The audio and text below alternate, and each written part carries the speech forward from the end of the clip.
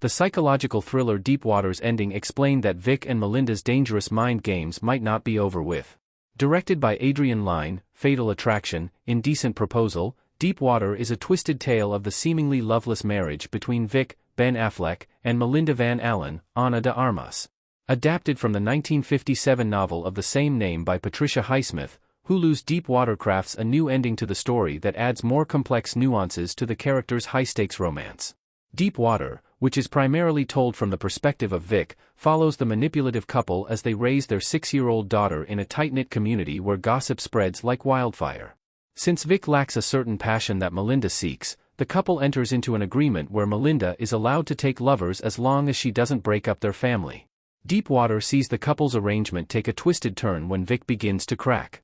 By the end of Deepwater, several people connected to Vic and Melinda's romantic entanglements die, with the final act cementing the twisted dynamic between the main couple. What happens in Deepwater's ending? Murder brings Vic and Melinda closer.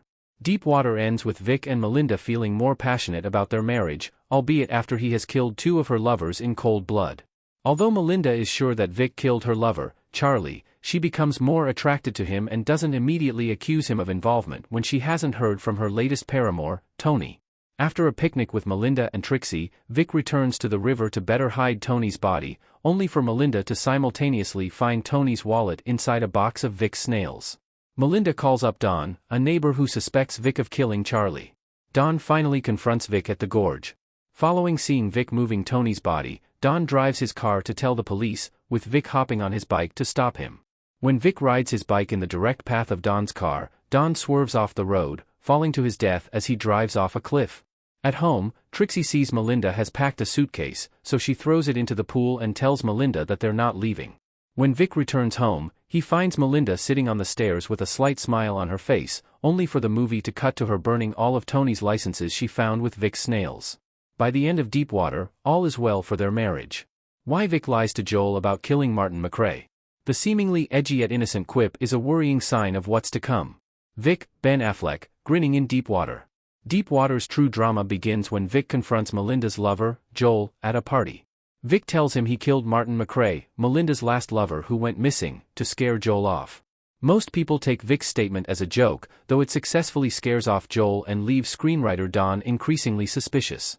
Vic tells Melinda it is an innocent joke after she becomes angry, but Deepwater hints that malignance lies beneath Vic's seemingly indifferent demeanor. Later in Deepwater, it's revealed Vic didn't kill McRae. He told Joel he killed him with a hammer when he was actually murdered with a gun, and the real killer was apprehended. While Vic and his friends maintain that his lie about killing Martin McRae is just a joke, it is really the beginning of Vic's anger and jealousy boiling over the surface.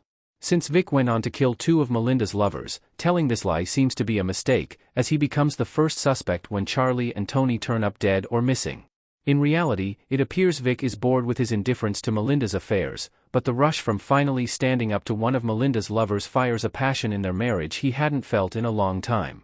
Vic knows he can get away with it, since no one feels he is capable of such a thing.